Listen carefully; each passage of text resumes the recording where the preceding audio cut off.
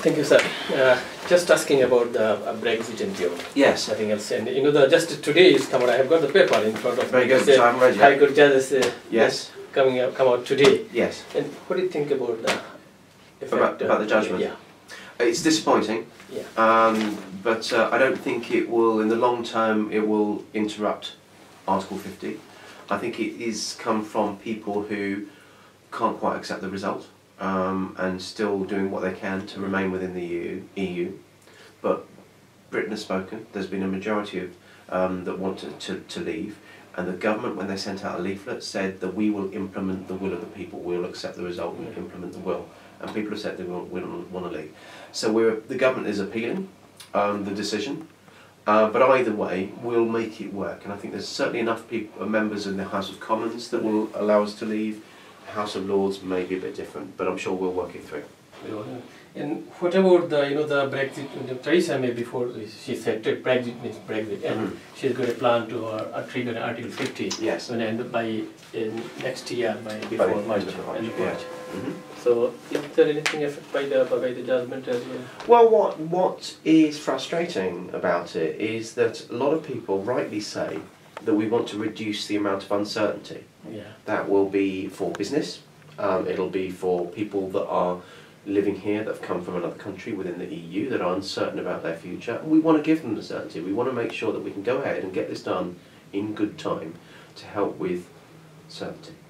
And this, cases like this really, I think, just extend that time and just make things more uncertain, which is not good for people. I think we need to be patient so that we can invoke Article 50 at the end of March, but we need to get on with it as best we can. Right.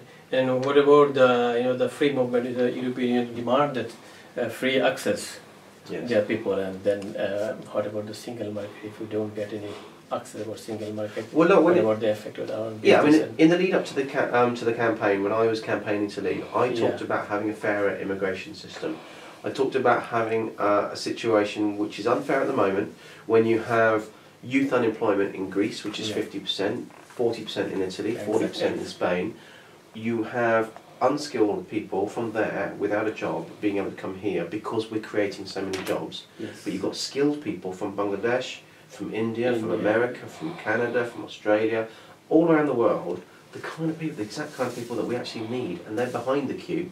Yes. Just because of this this system. But government already rejected the Australian point-based system. But there are other ways that we can do that. We can still look at skills. It's just a points-based system. I think there's still merit in looking at it. But even if we don't have that, there are still other systems, work-based visas and these kind of things that we can look at that are still attracting skills and entrepreneurship and these kind of things from around the world, not just limiting them to the EU and therefore having to come down really heavily from people from countries such as Bangladesh. Right. And what about the ending free movement means we will take back control of our borders, and even to stop EU migrants sneaking in through the back door with border controls with Ireland, anything? No, I don't think we do. I don't think we do. We've actually had no border control with Ireland since 1924, so it predates the existence of the EU, never mind our membership of it. And so we've always had that sort of porous border. What we need though, there are no migrants really coming through, making through that, because they're coming through continental Europe rather than going around Ireland. So you just tend to have people going from Northern Ireland to Southern Ireland and back again. What we need to do is have visa controls, so that it's one thing having people coming here for a short time, but someone trying to work, which may take a job from someone else, or worst of all, work in the black economy and not pay any taxes at all. That's the kind of illegal immigration that we need to be able to control and remove. Is that means border ending means the high skilled immigrant only, or in generally the ending free movement means we'll be able to have only the high skilled immigrants?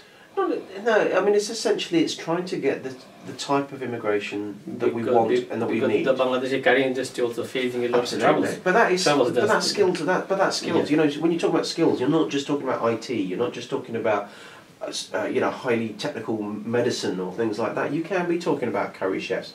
I always say though, what I've always said about the curry industry is the long-term solution for the curry industry has to be domestic, it has to be training, but we do need transitional measures, because when they came in 2008, they didn't really work. And so I think we need to press the reset button now and find a way that we can have skilled people coming in, chefs coming in from Bangladesh for the next few years to make sure to stem the closure of restaurants.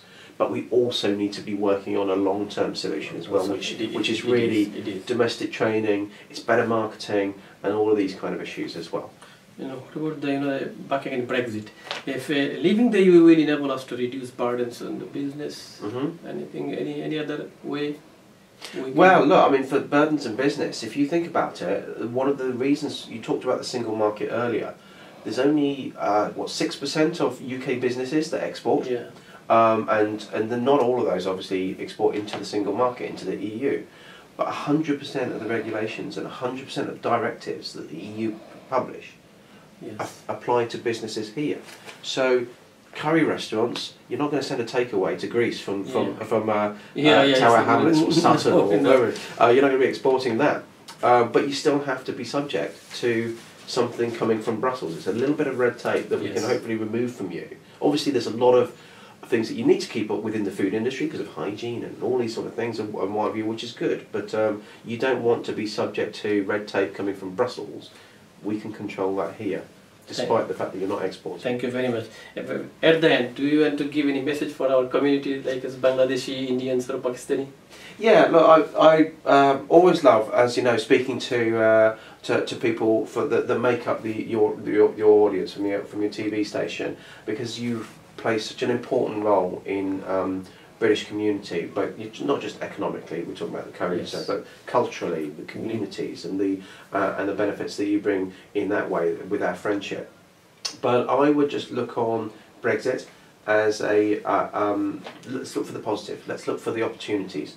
Reduce the uncertainties that I was talking about, but let's talk our country up and get. But the Bankers Association, and Morgan Stanley and the Citibank are already given the hint they will leave the country if the hard Brexit I think, to be fair, the Bankers Association, I was going to say Bangladesh Association, the Bankers Association, you know, are a powerful lobby, and there is a certain core of the banking industry, but by no means all of it, that is a little bit more dependent on the EU and passporting than others. We've just had a debate in Parliament when we're talking about the effects on it, and actually the EU changes that are going to come in 2018, a thing called regulatory equivalence, is actually going to make a lot of this passporting thing irrelevant anyway, or less relevant. So I still think we can protect our financial services, we can protect our manufacturing, we can work with Europe the same way we'd work with Asia, the same way we would work with Africa and the Americans. So there's everything to be positive about, but we mustn't talk our country down, because it's that uncertainty and that negativity that will become a self-fulfilling prophecy if we're not careful. So, you know, I'm an optimistic person, a positive person. Let's just lift our head up to the world, and that's really where working with our different communities is really, really important, and that's what excites me to get involved with the viewers of your channel. Thank you very much. That's great. Thank you. Thank you.